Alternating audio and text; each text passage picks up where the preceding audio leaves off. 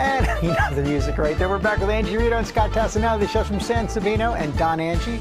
That's featured in the famous Michelin Guide. You can make their food at home with recipes from their cookbook, Italian American. You see it right there. And you guys just started a new restaurant here. San Savino's brand new. Yes. Tell us about it. We opened in March. It's right next door to Don Angie, just down the block, and it's a seafood-focused Italian-American restaurant. And we're going to see a recipe from there in just a minute. But let's start out over here because you brought one of your staples, one of your favorites, one of your historic dishes, pinwheel lasagna. Yes, so this is what we're probably best known for. This is our pinwheel style lasagna from Don Angie. And, well, have you tried it yet? Well, I'm waiting for the word. Am I? You can go for it. Go for it. Yeah. Absolutely, get How in did there. you come up with the pinwheel lasagna? Because it is innovative. Actually, it was inspired by cinnamon buns, kind of the concept of how we present it. Yeah.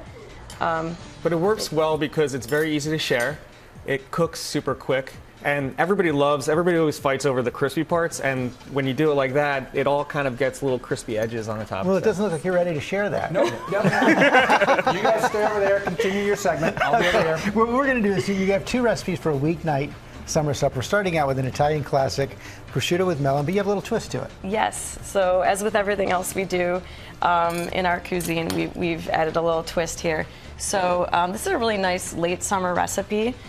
Just utilizing whatever melon is in season. So it can be honeydew, cantaloupe, whatever you want. Yeah, of course. So we're using Gallia melon here, which is really nice. This is a tamarind dressing. It's kind of like Southeast Asian in style. A lot of lime juice in there, chilies. We use Italian fish sauce, which is called colatura. I'm adding a little lime zest here. So this is an Italian-Asian twist here. Yeah, I guess you could say that. And then I'm just going to add in some fresh mint and kind of toss that together. Ooh, excuse me. The finished product is amazing, by the way. Thank you. I read ahead. This salad's really cool. It's kind of got a nice play of like textures and flavors. You know, sweet, salty, savory. Thank you so much. We're going to sprinkle on. There? Yeah, so these are just toasted hazelnuts. The recipe in our book calls for we do like a chili lime candied hazelnut. If you want to go wild and do that. This is some feta cheese just for like some tanginess and saltiness there. We actually use French feta. We prefer No it. Greek? I mean, for this, I know it's like a little bit. I'm sorry, I forgot who I was talking to. Oh my God. You know. It's a little creamier. Yeah, it's a little creamy. You know, nothing wrong with the Greek one. Nothing wrong with the Greek one. And then I'm just kind of draping the prosciutto over the top here. Really important to have like really nice thinly sliced prosciutto just for like optimal texture and flavor here. And a little Finish more it off mint. with a little more mint. Why not? Gotta throw some olive oil down here. And Scott, you have a fish dish that has a little Asian twist as well, right? I mean, yes and no, a little bit, but so this is a recipe from our cookbook actually, but we thought it would be appropriate since we did open a fish restaurant, and it works well with any really like flat fish that's thin.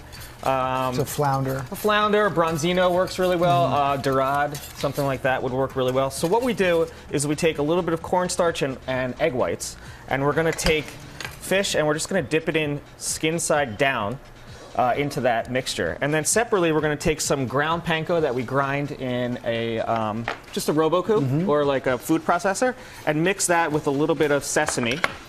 And then we're going to take this and we're going to take the skin side and we're going to just dip it into this. Wow. Oh, nice. And what happens is we're going to use two different types of oil here. We're going to use a neutral oil, like a vegetable oil, and some olive oil for the flavor.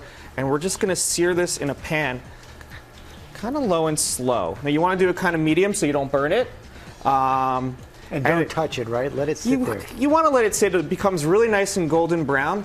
And then you can finish it in an oven if you're worried that it's not cooked all the way. But usually it's almost 95% cooked.